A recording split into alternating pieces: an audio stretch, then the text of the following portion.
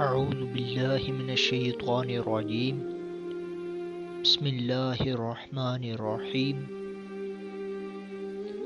حسن بن علی حلوانی، ابو توبہ، ربیع بن نافع، معاویہ ابن سلام زید سے روایت ہے کہ وہ فرماتے ہیں کہ میں رسول اللہ صلی اللہ علیہ وسلم کے ساتھ کھڑا ہوا تھا کہ یہودی علماء میں سے ایک عالم نے آ کر السلام علیکہ یا محمد کہا تو میں نے اس کو دھکا دیا، قریب تھا کہ وہ گر جاتا۔ اس نے کہا آپ مجھے کیوں دھکا دیتے ہیں؟ میں نے کہا تو نے یا رسول نہیں کہا۔ تو یہودی نے کہا ہم آپ صلی اللہ علیہ وسلم کو اسی نام سے پکارتے ہیں جو آپ کے گھر والوں نے رکھا تھا۔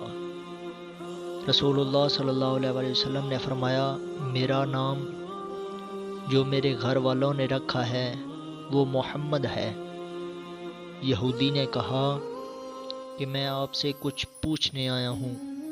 تو رسول اللہ صلی اللہ علیہ وسلم نے اس سے فرمایا اگر میں تجھ کو کچھ بیان کروں تو تجھے کچھ فائدہ ہوگا؟ اس نے کہا میں اپنے دونوں کانوں سے سنوں گا۔ آپ صلی اللہ علیہ وسلم اپنے پاس موجود چھڑی سے زمین خورید رہے تھے۔ تب آپ صلی اللہ علیہ وسلم نے فرمایا پوچھ۔ یہودی نے کہا جس دن زمین و آسمان بدل جائیں گے تو لوگ کہاں ہوں گے؟ آپ صلی اللہ علیہ وسلم نے فرمایا وہ اندھیرے میں پل صراط کے پاس۔ اس نے کہا لوگوں میں سے سب سے پہلے اس پر سے گزرنے کی اجازت کس کو ہوگی؟ آپ نے فرمایا فقراء مہاجرین کو۔ یہودی نے کہا جب وہ جنت میں داخل ہوں گے تو ان کا تحفہ کیا ہوگا؟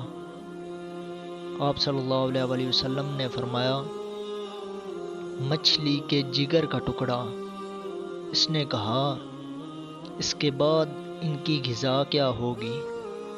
آپ صلی اللہ علیہ وسلم نے فرمایا ان کے لیے جنت کا بیل ذبح کیا جائے گا جو جنت کے اطراف میں چرا کرتا تھا۔ اس نے کہا اس پر ان کا پینا کیا ہوگا؟ فرمایا ایک چشمہ ہے جس کو سلسبیل کہا جاتا ہے۔ اس نے کہا آپ نے سچ فرمایا۔ اس نے کہا میں آیا تھا کہ آپ صلی اللہ علیہ وسلم سے ایسی چیز کے بارے میں پوچھوں جسے زمین میں رہنے والوں میں نبی کے علاوہ کوئی نہیں جانتا سوائے ایک دو آدمیوں کے۔ آپ صلی اللہ علیہ وسلم نے فرمایا کہ میں تجھ کو بتلاؤں تو تجھے فائدہ ہوگا؟ اس نے کہا میں توجہ سے سنوں گا۔ میں آیا تھا کہ آپ صلی اللہ علیہ وسلم سے سوال کروں بچے کی پیدائش کے بارے میں۔ فرمایا مرد کا نطفہ سفید اور عورت کا پانی زرد ہوتا ہے۔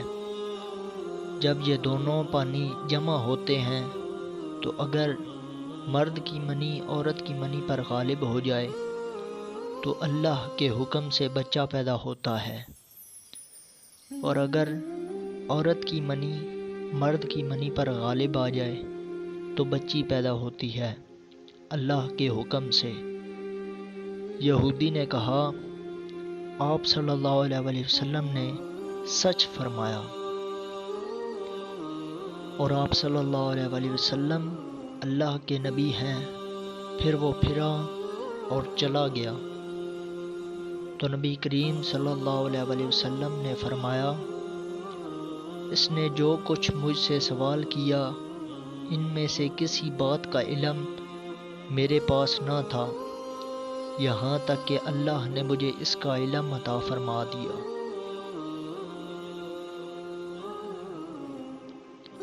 عبداللہ بن عبد الرحمن، یحییٰ بن حسان، معاویہ ابن سلام سے یہی روایت کچھ الفاظ کی تبدیلی سے مروی ہے، معنی اور مفہوم وہی ہیں۔